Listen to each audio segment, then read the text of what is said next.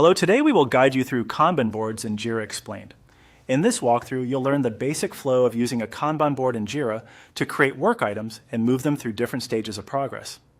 Kanban boards are designed to give you a simple visual overview of your tasks so you can quickly see what needs to be done, what is currently in progress, and what has already been completed.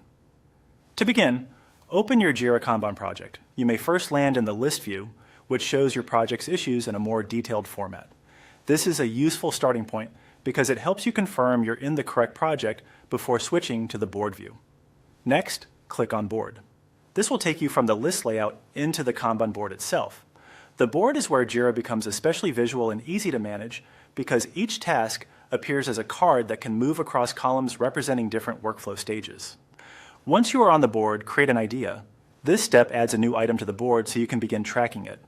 When creating an idea, make sure the title is clear and specific. That will make it easier for everyone on the team to understand what the task is about at a glance.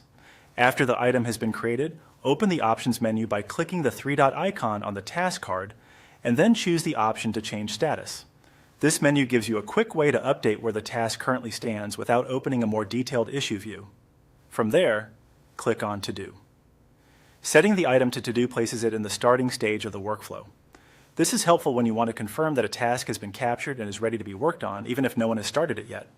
As work progresses, continue moving the task across the board from one column to the next until it reaches Done. This is the core of how a Kanban board works. Each movement reflects the current state of the task, making it easy for you and your team to track progress in real time. For example, a task may begin in To Do, move into an active work stage, and then finally be placed in Done once it has been completed. A good tip is to keep statuses updated consistently. A Kanban board is most useful when it reflects the actual state of work, so moving items promptly helps maintain visibility and keeps the whole team aligned. That's how to use a Kanban board in Jira to create and manage tasks from start to finish.